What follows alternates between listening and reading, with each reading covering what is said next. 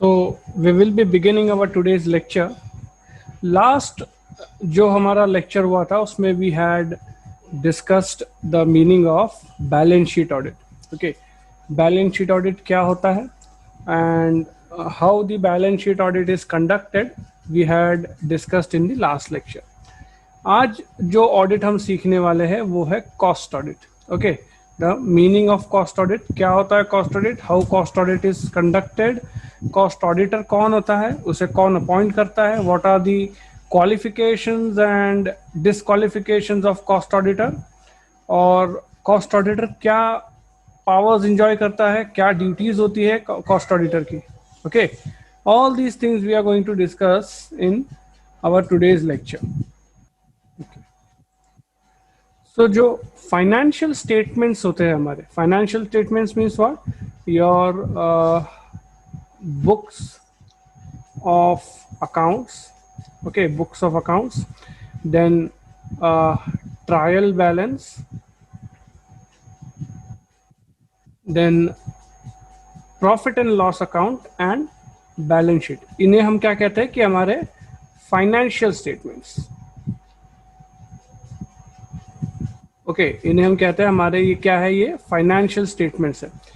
In financial statements को जब आप चेक करवाते हो किसी इंडिपेंडेंट पर्सन के पास से, कोई इंडिपेंडेंट क्वालिफाइड पर्सन जब इन फाइनेंशियल स्टेटमेंट्स को चेक करके अपना ओपिनियन देता है इन फाइनेंशियल स्टेटमेंट्स के बारे में कि ये बुक्स ऑफ अकाउंट्स जो है ये प्रॉपरली बनाई गई है या नहीं, सभी टोटलिंग वगैरह प्रॉपरली की गई है नहीं, सभी अकाउंटिंग एंट्रीज प्रॉपरली पास की गई है नहीं, बैलेंसेस बराबर से दिख रहे हैं या नहीं, ये सब चीज़ों पे जब अपना वो ओपिनियन मिलता है तो उस ओपिनियन को हम कहते हैं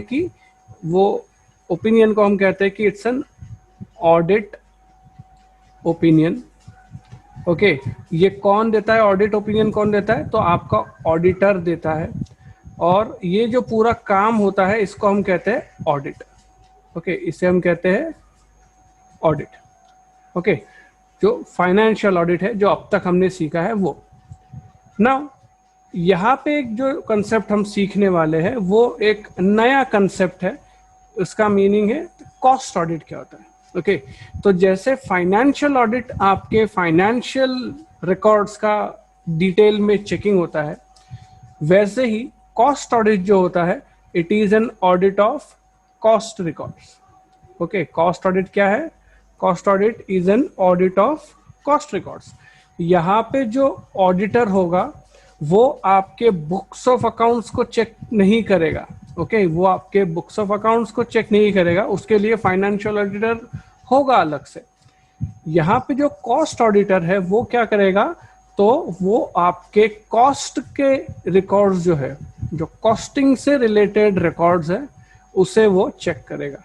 Okay, so what is the meaning of cost audit? So cost audit is a audit process for verifying the cost of manufacture or production of any article on the basis of accounts as regards to utilization of material, labor or other items of cost maintained by the company. इसका क्या मतलब होता है, cost audit क्या है, एक process है, audit का प्रोसेस है. इसका पर्पस क्या है, पर्पस है to verify means to find out, not just to find out but to confirm also the cost of manufacture और कॉस्ट ऑफ प्रोडक्शन. ओके, अब यहाँ पे थोड़ा सा मुझे आप बताओ, आपने कॉस्टिंग सीखा होगा. ओके, अब तक आप थर्ड ईयर में आए हो तो you must have learned about costing. what are the various, what we say, books maintained in the costing? कोई बता पाएगा, कॉस्टिंग में हम कौन से रिकॉर्ड्स मेंटेन करते हैं? Anyone?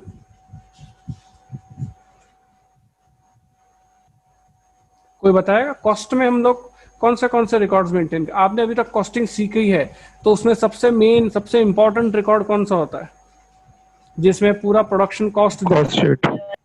Correct, cost sheet. Okay, जो आपका cost sheet, correct, cost sheet. तो जो हमारा कॉस्ट शीट होता है, ओके, वो हमारा सबसे इंपॉर्टेंट रिकॉर्ड होता है. जो हमारा कॉस्ट शीट होता है वो हमारा सबसे इम्पॉर्टेंट रिकॉर्ड होता है। ओके, ये जो कॉस्ट शीट होती है, जैसे हमारी बैलेंस शीट होती है, वैसे ही जो कॉस्ट शीट होता है, वो बैलेंस शीट फाइनेंशियल फिगर्स और फाइनेंशियल पोजीशन दिखाती है। कॉस्ट शीट जो है वो आपका कॉस्ट ऑफ प्रोडक्शन दिखाता है। ओके, आप जो प्रोडक्ट बना रहे हो उसको बनाने में क्या क्या खर्चा लग रहा है, what is the cost of production. Just wait a minute, थोड़ा सा मुझे इंटरनेट का प्रॉब्लम आ रहा है, just a second.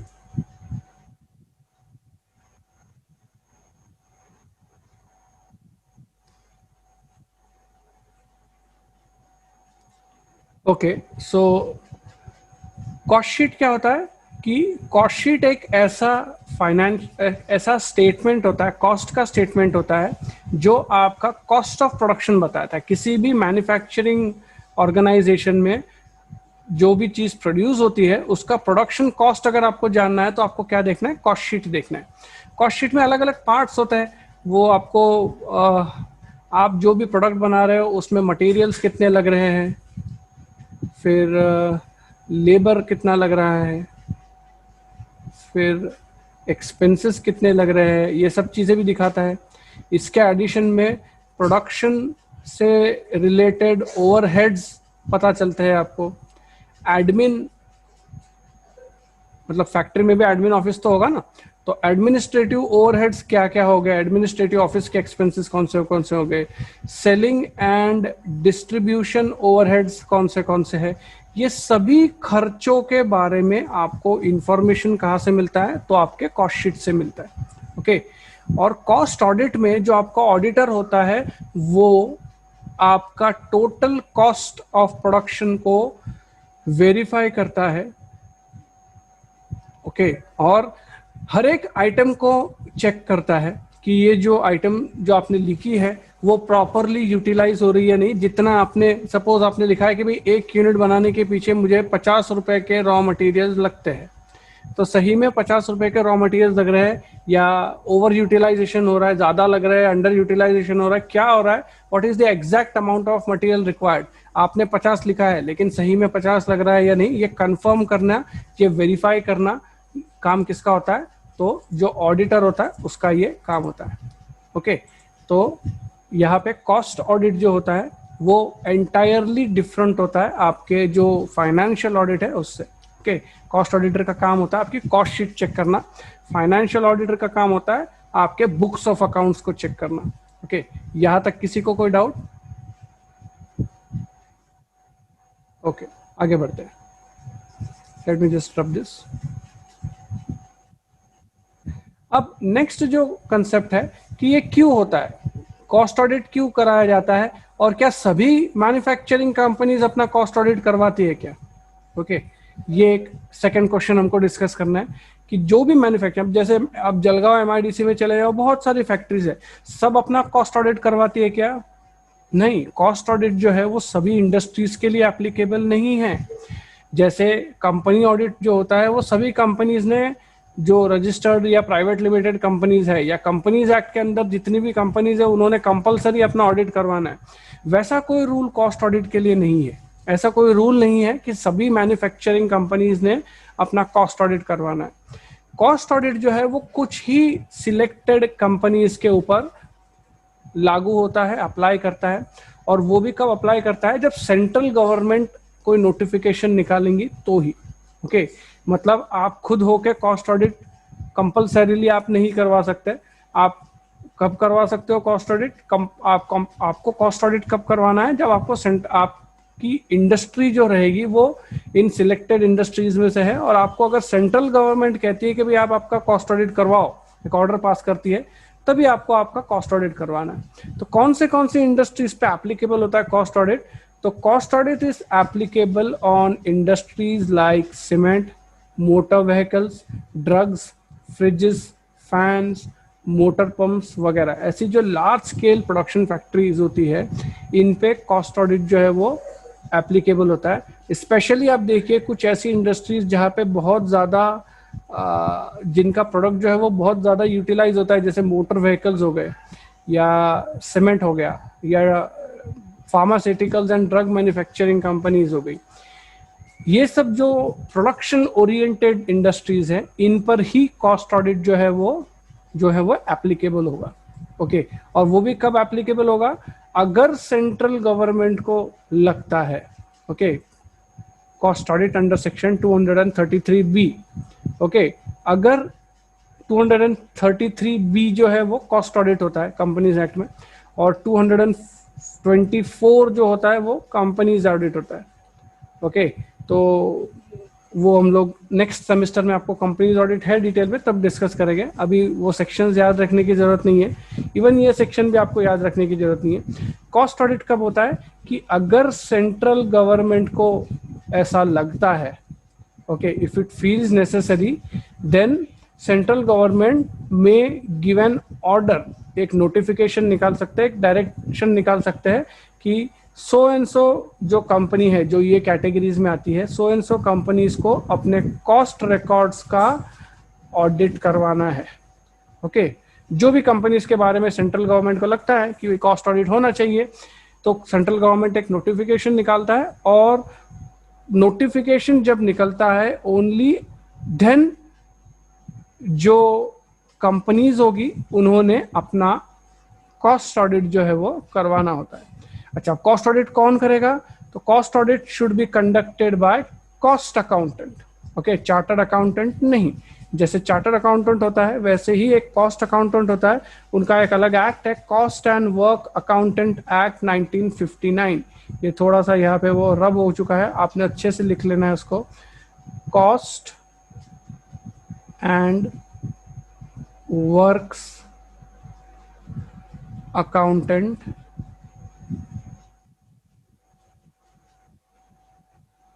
Act, accountants act कौन सा है? 1959।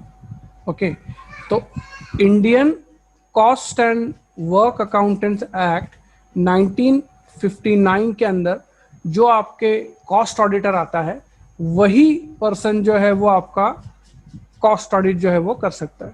ओके, वही पर्सन जो है वो आपका कॉस्ट ऑडिट कर सकता है, कोई उसको छोड़ के कोई दूसरा पर्सन कॉस्ट ऑडिट नहीं कर सकता। अगेन उसी पॉइंट पे फिर से हम लोग आते हैं, यहाँ पे डिटेल डिस्कशन करेंगे उससे। कॉस्ट ऑडिटर कौन होता है? तो cost auditor shall be, the cost audit shall be conducted by cost accountant within the meaning of Cost and Works Accountant Act 1959. However, अगर कॉस्ट अकाउंटेंट प्रेजेंट नहीं है, अगर कॉस्ट अकाउंटेंट प्रेजेंट नहीं है, या कोई ऐसी एरिया है, कोई ऐसी फैक्ट्री है, सपोज एक सीमेंट फैक्ट्री है कहीं पे, लेट अस से कि एक छोटा सा विलेज है, एक छोटा सा टाउन है, और वहाँ पे एक सीमेंट फैक्ट्री जिनको अपना कॉस्ट ऑडिट करवाना है। ओके, लेकिन प्रॉब्लम ऐसा है कि वो जो एरिया है, वो एरिया में कोई भी कॉस्ट अकाउंटेंट नहीं है। ओके, ये जो कॉस्ट अकाउंटेंट होते हैं ना, बहुत ज़्यादा लोग कॉस्ट अकाउंटेंट की डिग्रीज नहीं करते। जितने चार्टर्ड अकाउंटेंट्स आपको मिल जाएंगे, जितने कंपनी सेक्रेटरीज मिल जाएंगे, उतने कॉस्ट अकाउंटेंट्स नहीं मिलते। Cost accountants are very limited in number. तो ऐसा हो सकता है कि आपको जिस कंपनी का या जिस फैक्ट्री का ऑडिट करवाना है, उस एरिया में कोई भी कॉस्ट अकाउंटेंट नहीं है। तो अगर ऐसा केस है, तो कॉस्ट अकाउंटेंट अवेलेबल ही नहीं है, तो फिर कॉस्ट अकाउंटेंट की जगह पे चार्टर्ड अकाउंटेंट जो होता है, जिसके पास प्रिस्क्राइब्ड क्वालिफिकेशंस है, मतलब सीए का जो जिसके पास क्वालिफिकेशन है, वो भी कॉस्ट ऑडिट कर सकता है। लेकिन कौन से रीजन में, कौन से केसेस में? जब कॉस्ट अकाउंटेंट अवेलेबल नहीं है, तभी चार्टर्ड अकाउंटेंट जो है वो कॉस्ट ऑडिट कर सकता है, पहली बात। सेकंड, कॉस्ट अकाउंटेंट की जगह पे चार्टर्ड अकाउंटेंट से आपको ऑडिट करवाना है, तो अगेन सेंट्रल गवर्नमेंट जो है उसका नोटिफिकेशन लगेगा। सेंट्रल गवर्नमेंट अगर इस ओपिनियन की है कि भाई sufficient number of cost accountants are not available, तब सेंट्रल गवर्नमेंट एक नोटिफिकेशन देगी कि since there are sufficient number of cost accountants are not available, तो अगर कॉस्ट अकाउंटेंट नहीं है, तो आप चार्टर्ड अकाउंटेंट के पास से आपका कॉस्ट ऑडिट जो है वो करवा सकते हो। ओके, डायरेक्टली किसी चार्टर्ड अकाउंटेंट के पास से आप कॉस्ट ऑडिट करवा सकते हो क्या? नहीं, किसी भी चार्टर्ड अकाउंटेंट के पास से आप कॉस्ट ऑडिट नहीं करवा सकते।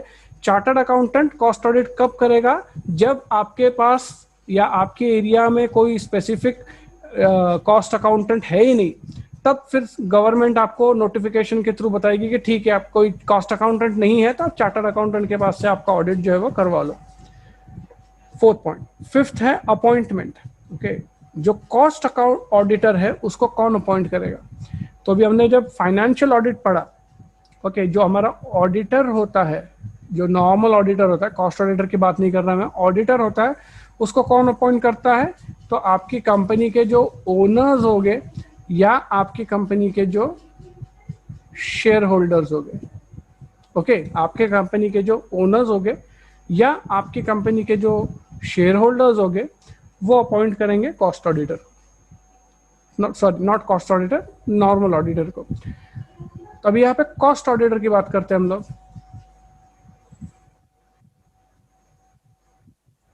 कॉस्ट ऑडिटर को कौन अपॉइंट करता है? तो cost auditor will be appointed by board of directors of company in accordance with provisions of section 2 into bracket 24 with, देखो ये इंपॉर्टेंट है, with previous approval of central government। Okay, cost auditor को कौन appoint करता है? Board of directors, board of directors.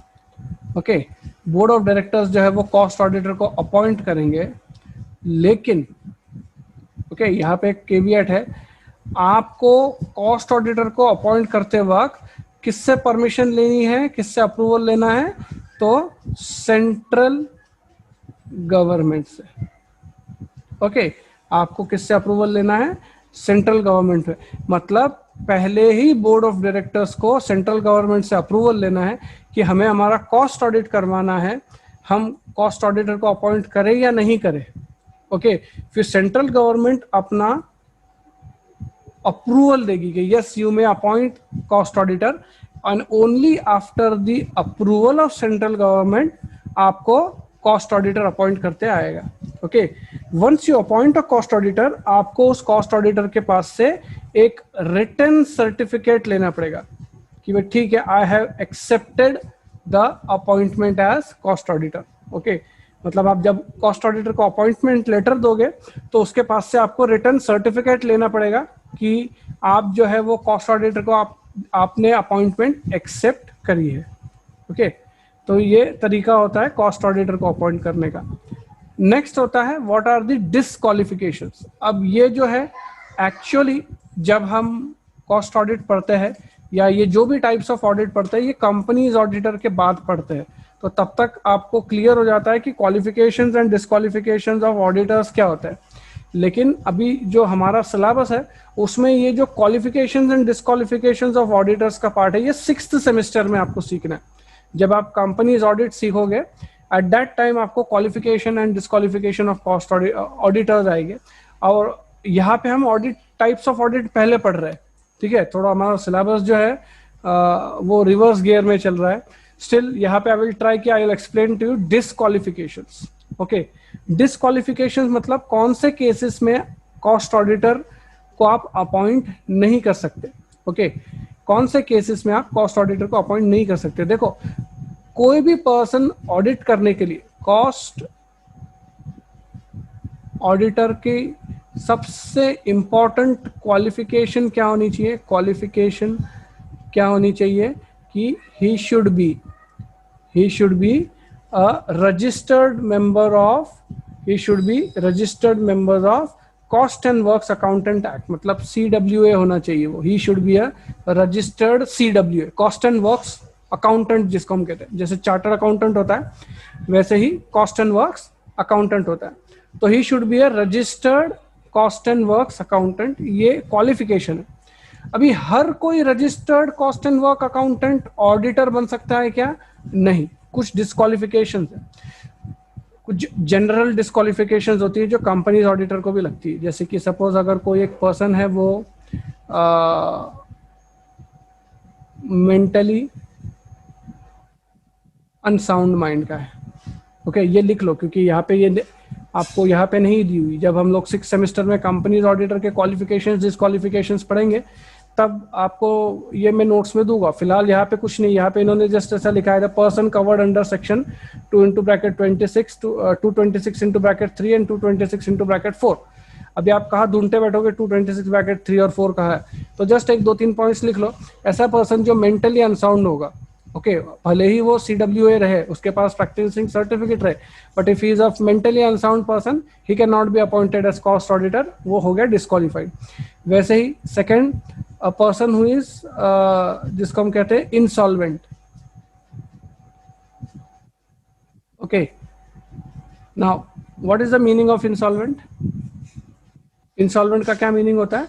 जो person, ऐसा person जो बैंकरप्ट हो चुका है, ओके, जो बैंकरप्ट हो चुका है, ऐसा पर्सन जो बैंकरप्ट हो चुका है उसे हम कहते हैं इंसॉल्वेंट, ओके। तो ऐसे इंसॉल्वेंट पर्सन को भी आप कॉस्ट ऑडिटर नहीं अपॉइंट कर सकते। और कुछ कह सकते हैं, ऐसा कोई पर्सन के अगेंस्ट अगर कोई पेंडिंग लिटिगेशन है, मतलब कोई केस वगैरह चल रहा है, क्रिमिनल प्रोसीडिंग्स चल रही है, ओके, जिसको हम लोग कहते हैं क्रिमिनल प्रोसीडिंग्स, ऐसा कोई केस है, या कोई पर्सन जेल जा चुका है किसी क्रिमिनल प्रोसीडिंग से रिलेटेड, तो कुछ टाइम तक उसको आप chart as a cost accountant नहीं अपॉइंट कर सकते, ओके। तो ऐसे केसेस को हम लोग कहते हैं कि दिस आर ऑल जनरल डिस्क्वालिफिकेशंस, ठीक है, जो कंपनी ऑडिटर को भी एप्लीकेबल होते हैं और कॉस्ट ऑडिटर को भी एप्लीकेबल होते हैं। इनको छोड़ के कुछ स्पेसिफिक डिस्क्वालिफिकेशंस होते हैं कि अगर कोई पर्सन कंपनी ऑडिटर है, अगर कोई पर्सन कंपनी ऑडिटर है, auditor of company can not be appointed as cost auditor also. For example, एक मिस्टर एक्स है, ओके, वो एक चार्टर्ड अकाउंटेंट है, okay, just take an example, वो चार्टर्ड अकाउंटेंट भी है, बहुत सारे लोग ऐसा करते हैं, और वो CWA भी है, उसने दोनों प्रोफेशनल डिग्रीज लेके रखी है, CA भी है और CWA भी है, ओके। बहुत सारे लोग होते हैं जो CA CWA CA CS ऐसी दो डिग्रीज लेके रखते हैं, दो प्रोफेशनल कहलाते हैं। तो अगर ये person as a chartered accountant किसी कंपनी में ऑडिटर की तरह काम कर रहा है, ओके, तो उस सेम कंपनी में वो कॉस्ट ऑडिटर की तरह काम नहीं कर सकता। This is the disqualification, okay. एक ही कंपनी में आप कंपनी ऑडिटर भी और कॉस्ट ऑडिटर भी काम करोगे, ये अलाउएबल नहीं है। आप किसी दूसरी कंपनी में कॉस्ट ऑडिटर करके काम कर सकते हो, लेकिन किसी एक ही कंपनी में आप कंपनी ऑडिटर और कॉस्ट ऑडिटर दोनों ही काम आप एक साथ नहीं कर सकते, ओके। थर्ड पॉइंट देखिए, person who acquires any of the about disqualification subsequent to his appointment. जैसे कि अभी एक मिस्टर ए था, he was appointed as CWA, उसको आपने अपॉइंट कर दिया था CWA करके, कॉस्ट एंड वर्क्स अकाउंटेंट है वो, उसको आपने ऑडिटर करके अपॉइंट कर दिया था। ऑडिटर करके अपॉइंट होने के बाद वो जो है वो मेंटली अनसाउंड हो गया, ओके। उसने 2-3 महीने काम किया आपके पास ऑडिट का, और उसके बाद वो मेंटली अनसाउंड हो गया। तो ऐसे केस में इस पर्सन को जिस तारीख से वो मेंटली अनसाउंड हुआ है, जिस तारीख से वो इंसॉल्वेंट हुआ है, जिस तारीख से वो जेल में गया, ऐसे जिस तारीख से वो डिसक्वालीफाई हुआ, उसके आगे की तारीख के लिए वो क्या कहलाता है? Disqualified, okay. ऑटोमेटिकली उसका ऑफिस जो है वो छोड़ देता है, उसका ऑफिस ऑटोमेटिकली वो अपने उसके जो भी एज अ ऑडिटर का पोजीशन जो होता है वो छोड़ देता है, ओके। तो this are the disqualifications. Next है additional audit, okay. Next point जो है वो है एडिशनल ऑडिट। यहां तक किसी को कोई डाउट? सिंपल है बहुत, ये कॉस्ट ऑडिट का जो कंसेप्ट है ये काफी सिंपल है।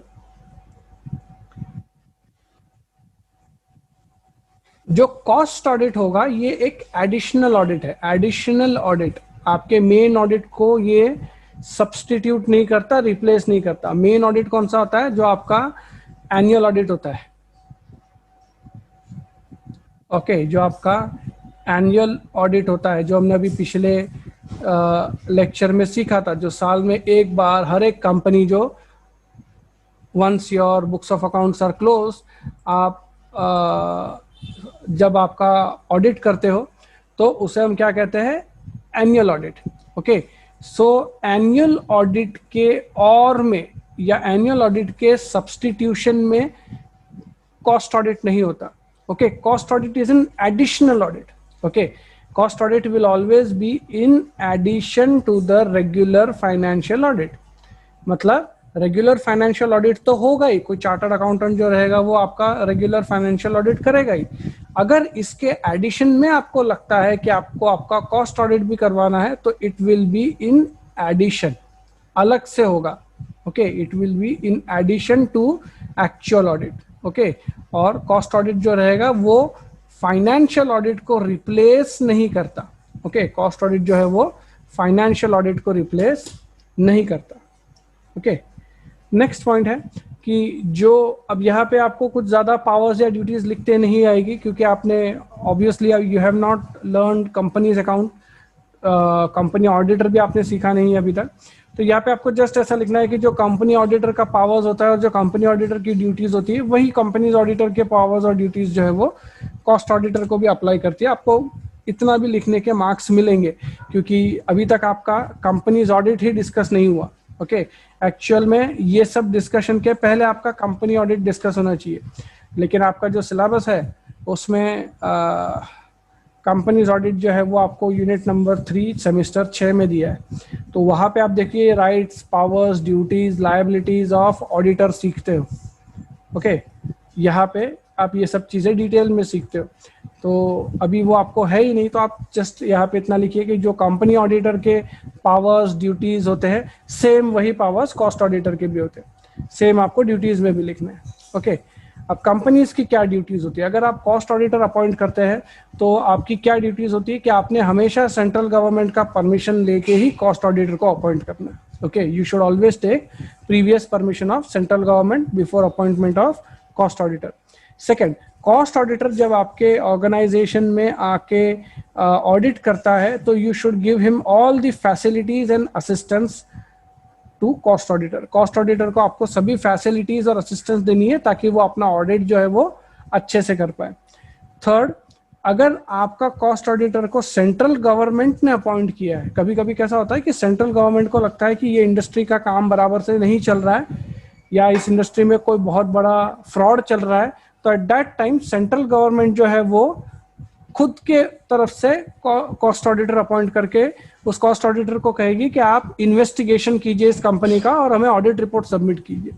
तो ऐसे केस में कॉस्ट ऑडिटर जो रहेगा वो सेंट्रल गवर्नमेंट का अपॉइंटेड पर्सन रहेगा और उस सेंट्रल गवर्नमेंट के अपॉइंटेड पर्सन को जो भी मदद लगेगी वो कंपनी ने प्रोवाइड करनी है. ओके, और फाइनली जो भी कॉस्ट ऑडिटर की रिपोर्ट है, ओके, जैसे ऑडिटर की रिपोर्ट होती है वैसे कॉस्ट ऑडिटर भी अपनी रिपोर्ट बनाता है, तो वो कंपनी के सभी मेंबर्स में एनुअल जनरल मीटिंग जब होगी, एनुअल जनरल मीटिंग की नोटिस के साथ कॉस्ट ऑडिटर की रिपोर्ट भी जो है वो पूरी सर्कुलेट करनी है सभी मेंबर्स के बीच में. ये कंपनी की ड्यूटी होती है जब आपका कॉस्ट ऑडिट करवाते हो आप. ओके, तो यहाँ पे हमारा जो कॉस्ट ऑडिट का कंसेप्ट है वो खत्म होता है. जो कॉस्ट ऑडिट का कंसेप्ट है वो हमारे यहाँ पे फिनिश होता है. अगर किसी को कुछ क्वेश्चंस हो गए तो आप मुझे यहाँ पे पूछ सकते हो. आपका जो अटेंडेंस है वो मैं अभी आपका आज सर्कुलेट कर रहा हूँ.